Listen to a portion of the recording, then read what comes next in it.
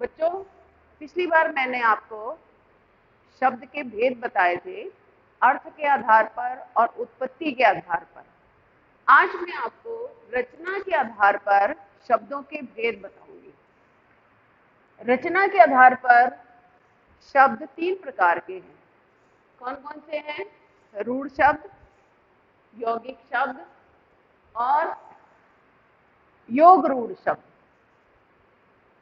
रचना के आधार पर तीन प्रकार के शब्द हैं: रूढ़ शब्द, यौगिक शब्द और योग रूढ़ शब्द। अब ये तीन शब्द कैसे हैं, कैसे बनते हैं ये? सबसे पहले मैं रूढ़ शब्द लेती हूँ।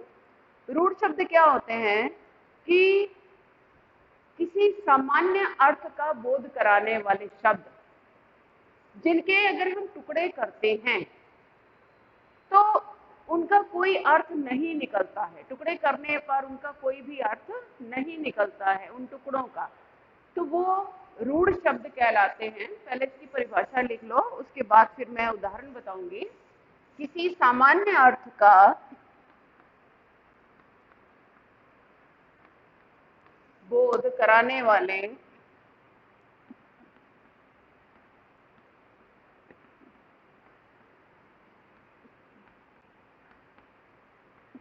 शब्द, जिनके टुकड़े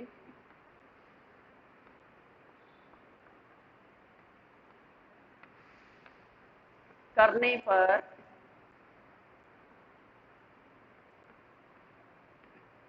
कोई निश्चित अर्थ नहीं निकलता है,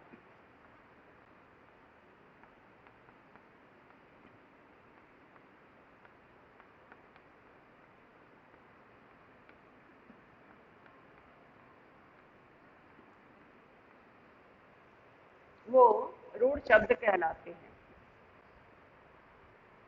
जैसे कोई सा भी उदाहरण ले लो, जैसे मैंने लिया मेज, लड़का, गाय, पुस्तक, ये शब्द। अब देखो ये रूढ़ शब्द कैसे हैं। इसकी परिभाषा क्या है? किसी सामान्य अर्थ का बोध कराने वाले शब्द, जिनके टुकड़े करने पर कोई निश्चित अर्थ नहीं निकलता है। अब जैसे ये शब्द है मेज, मैं इसके टुकड़े करती हूँ, मे प्लस ज। ना तो मे का कोई अर्थ है, ना कोई जय का अर्थ है। लेकिन हाँ, जब हमने इनको जोड़ दिया तो जोड़ने से एक शब्द बन गया जिसका एक अर्थ है मेज यानी टेबल। इसी तरह से लड़का, मैंने इसके टुकड़े किए, ल क ड़ का।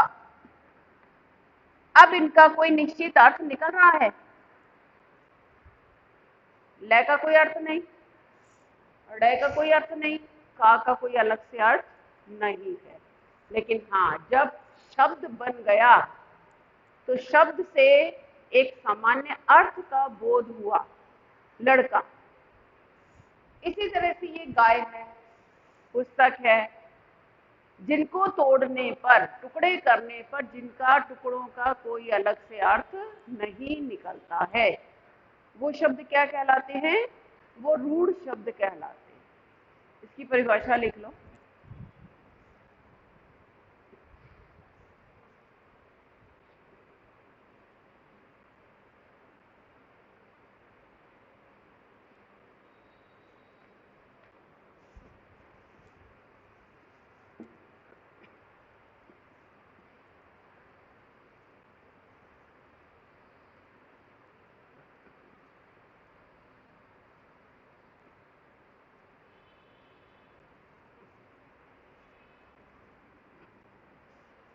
अब दूसरे आते हैं यौगिक शब्द।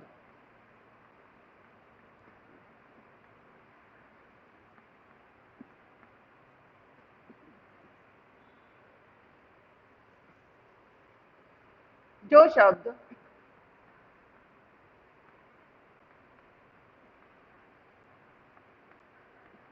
दो शब्दों के मेल से बनते हैं।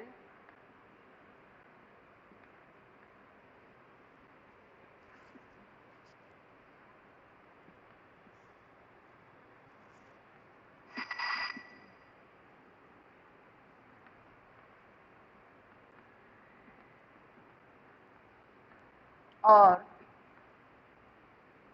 उनके टुकड़े करने पर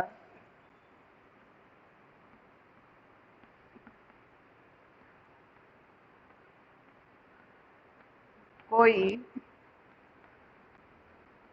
अर्थ निकलता है।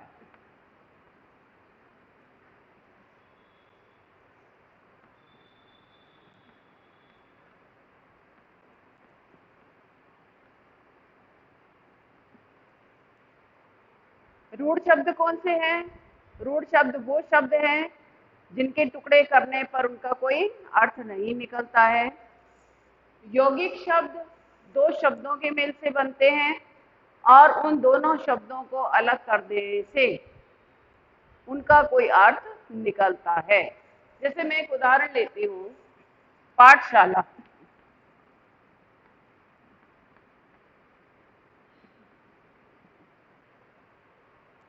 पाठशाला, अब मैं इसको टुकड़े करती हूँ तो क्या बना? पाठशाला।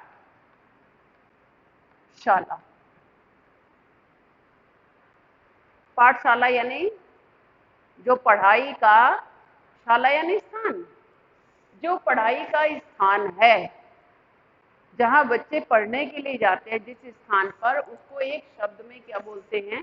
पाठशाला।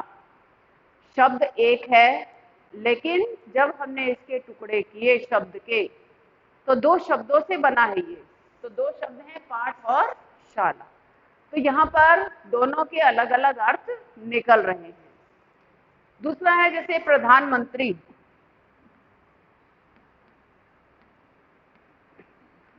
प्रधानमंत्री। गौशाला।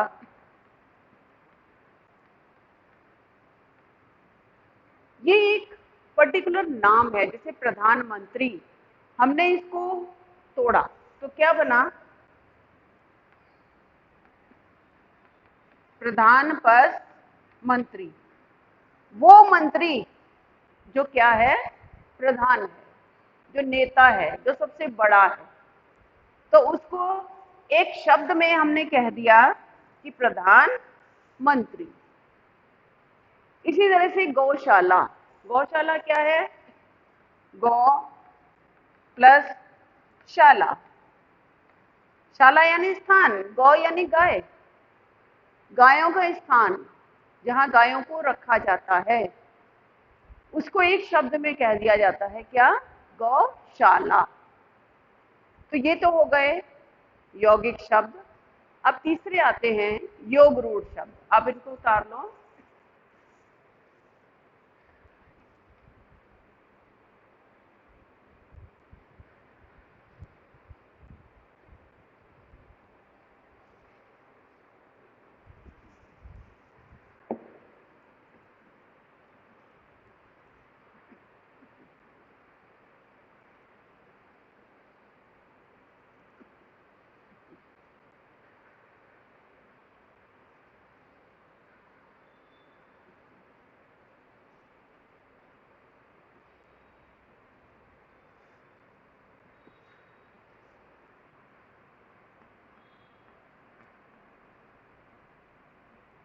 योग रूढ़। योग रूढ़ शब्द कौन से होते हैं? जो यौगिक तो होते हैं, योग का मतलब जोड़, जो यौगिक तो होते हैं, दो शब्दों के मेल से बनते हैं, लेकिन इनकी एक पहचान होती है क्या? कि ये इन शब्दों से किसी पर्टिकुलर, किसी के का नाम निकलता है, किसी के लिए प्रयोग किए जाते हैं। इसका मतलब यह है कि कोई तीसरा ही अर्थ निकलता है, वो योग रूढ़ कहलाते हैं। जैसे लिख लो इसकी परिभाषा। जो शब्द यौगिक होते हुए भी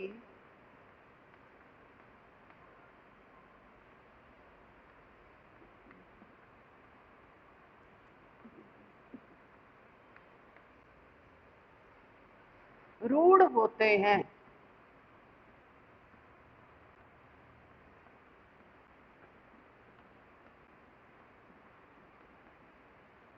वे योग रूढ़ शब्द कहलाते हैं।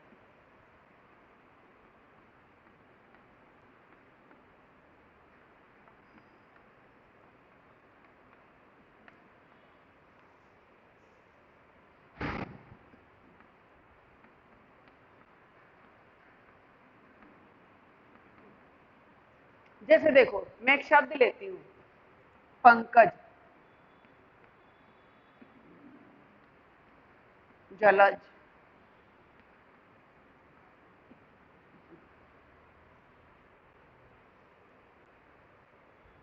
अब ये शब्द है, ये शब्द यौगिक है, लेकिन यौगिक होते हुए भी ये रूढ़ है। कैसे? इसको मैं तोड़ूं, पंकज को, तो बनेगा पंख प्लस जय। पंख का मतलब होता है कीचड़, और जय का मतलब होता है उत्पन्न।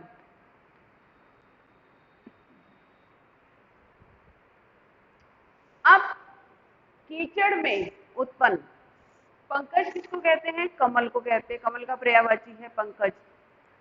लेकिन कीचड़ में तो बहुत सारी चीजें उत्पन्न होती है ना। कीचड़ में बहुत सारे फूल भी खिलते हैं, कीचड़ में बहुत सारी चीजें उत्पन्न होती हैं, पैदा होती, लेकिन पर्टिकुलर एक शब्द का प्रयोग हुआ है कमल के लिए, पंकज, यानी कीचड़ में उत्पन्न। तो हमने एक पर्टिकुलर एक शब्द कमल के लिए एक शब्द का प्रयोग हुआ, पंकज, यानी कीचड़ में होने वाला, उत्पन्न होने वाला फूल। तो कीचड़ में बहुत सारे फूल उत्पन्न होते हैं, लेकिन पंकज शब्द जो है पर्टिकुलर कमल के लिए ही प्रयोग किया जाता है। अब कीचड़ में कोई और फूल उत्पन्न होगा कमल के अलावा, तो हम उसको पंकज नहीं कह सकते। इसी तरह से जलज है, ये भी जैसे कमल का ही मानो पर्यायवाची है। इसका भी अर्थ क्या है? जल प्लस जय, जल में उत्पन्न। तो जल में तो बहुत सारी चीजें उत्पन्न होती हैं, बहुत सारी बेलें ऐसी हैं जो पानी में उत्पन्न होती हैं, लेकिन हम सबको जलज नहीं कहते, हम सबको कमल नहीं कहते हैं। तो कमल के लिए पर्टिकुलर एक शब्द का प्रयोग हुआ है, जलज। इसी तरीके से मैं और शब्द लेती हूँ,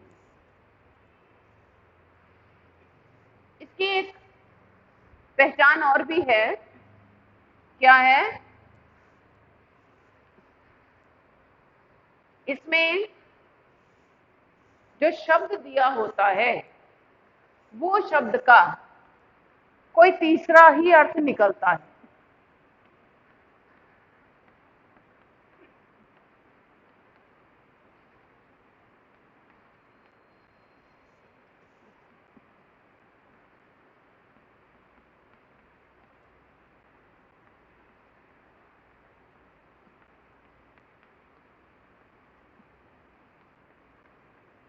जैसे अभी मैंने बताया था पंकज, पंकज यानी कमल। पंकज शब्द जो है उसका तीसरा अर्थ निकल रहा है, किसके लिए आया है? कमल के लिए। इसी तरीके से मैं लेती हूं गजानन शब्द। गजानन शब्द को हम तोड़ेंगे तो क्या बनेगा? गज प्लस आनन। आनन मैंने मुख, गज मैंने हाथी। हाथी के समान मुख वाले कौन? हाथी के समान मुख किसका है? गणेश जी का, गणेश जी का है। लेकिन अब ये शब्द जो है गजानन, यानी हाथी के समान मुख वाले, अर्थात कौन? तीसरे के लिए आया है, प्रयोग किया है गणेश जी के लिए। इसका तीसरा अर्थ निकला ना, शब्द गजानन है, लेकिन गजानन का मतलब क्या है? गणेश जी। गजानन अर्थात गणेश जी। इसी तरह से मैं एक और उदाहरण लेती हूँ।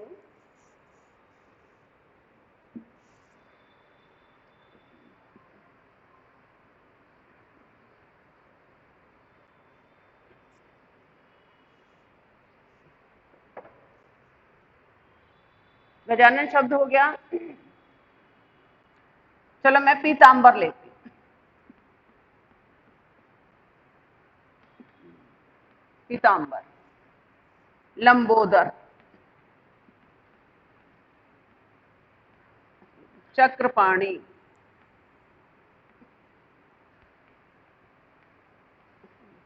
दशानन,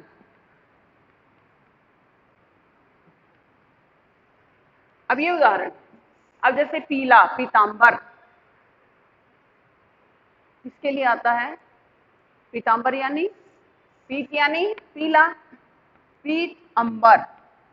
अंबर कहते हैं वस्त्र को, पीले वस्त्रों को धारण करने वाले कृष्ण जी भी हैं, विष्णु भी हैं, तो इनको पीतांबरधारी भी कहा जाता है, कहा जाता है। अब ये पीतांबर शब्द किसी थर्ड पर्सन के लिए प्रयोग हो रहा है। किसके लिए? विष्णु जी के लिए, कृष्ण जी के लिए, तो उनको पीतांबर कहा गया है। लंबोदर, लंबा, उदर, उदर मैंने पेट। अब लंबा पेट किसका है, मोटा पेट किसका है? मोटे पेट वाले तो बहुत सारे लोग हैं संसार में, बहुत मोटे मोटे लोग मिल जाएंगे, लेकिन लंबोदर शब्द एक के लिए ही प्रयोग हो रहा है। किसके लिए? गणेश जी के लिए। तो लंबोदर का मतलब अर्थात गणेश जी, तीसरा अर्थ निकल रहा है इस शब्द से। इसी तरह से चक्रपाणी, पाणी कहते हैं हाथ को। चक्र है हाथ में जिनके, कौन है वो? किसके हाथ में चक्र है? विष्णु जी के हाथ में, तो चक्रपाणी अर्थात विष्णु जी। दशानन, दशमुख वाला। अब ये देखो, योग रूढ़ का मतलब क्या है? यौगिक तो हैं, ये यौगिक हैं, ये दो शब्दों के मेल से बन रहे हैं, ये यौगिक हैं, लेकिन यौगिक होते हुए भी क्या हैं? ये रूढ़ कहलाते हैं, क्योंकि इनसे एक शब्द बन रहा है लंबोदर, जिससे तीसरा अर्थ निकल रहा है।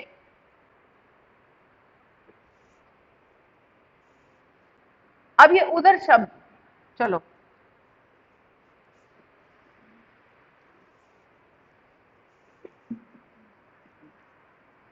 ये तो हो गए तुम्हारे रचना के आधार पर।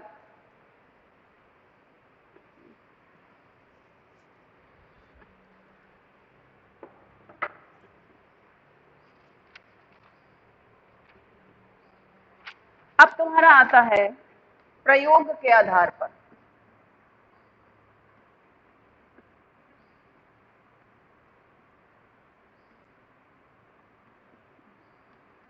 प्रयोग के आधार पर शब्दों के चार भेद हैं। प्रयोग के आधार पर पहले तो हम शब्दों के दो भेद लेते हैं। कौन कौन से हैं?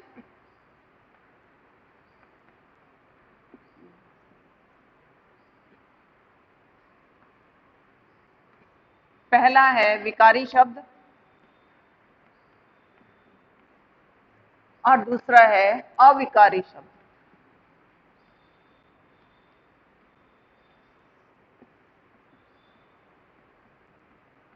विकारी शब्द जो हैं वो भी चार प्रकार के हैं।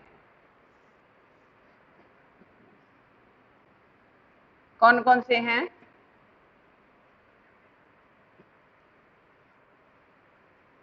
संज्ञा,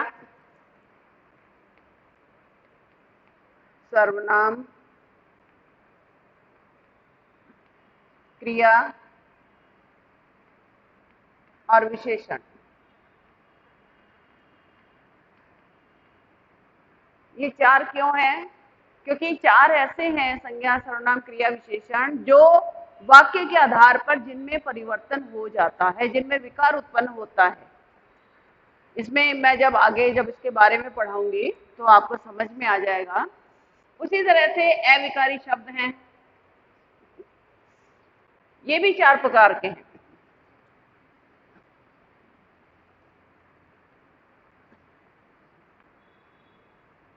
क्रिया विशेषण,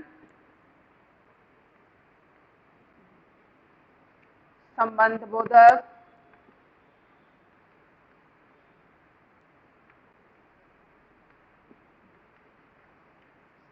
समुच्चय बोधक,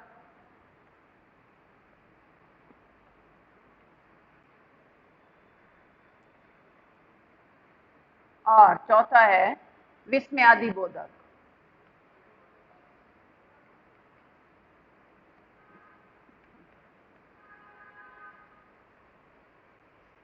इनके बारे में जब आपको पढ़ाएंगे तो इसमें आपको समझ में आता जाएगा।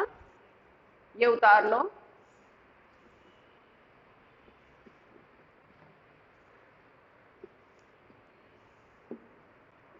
अब मैं आपको कुछ शब्द देती हूँ,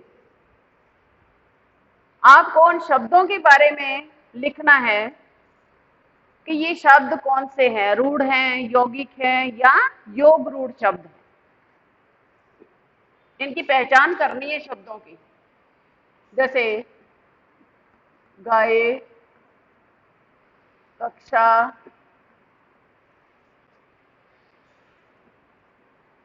नीरज, मांसाहारी,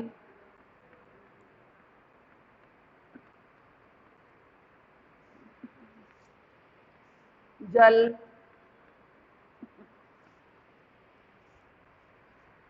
लंबोदर,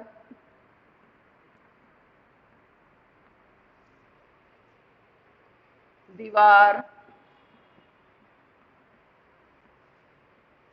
न्यायालय,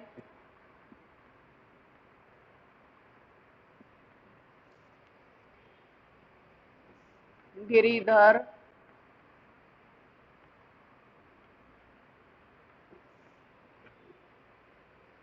नीलकंठ,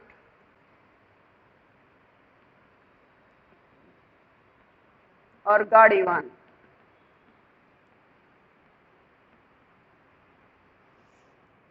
इसमें जो सिंगल शब्द हैं, जो दो शब्द के मेल से नहीं बने, वो तो सीधा पता है कि रूढ़ शब्द हैं। जो दो शब्दों के मेल से बन रहे हैं, यौगिक शब्द हैं। और जो जिन शब्दों का कोई तीसरा अर्थ निकल रहा है, वो क्या है? वो योग रूढ़ शब्द है। तो आज के लिए आपकी क्लास यहीं खत्म होती है। अगले प्रसंग में मैं कुछ और चीज आपके सामने लेकर आऊंगी।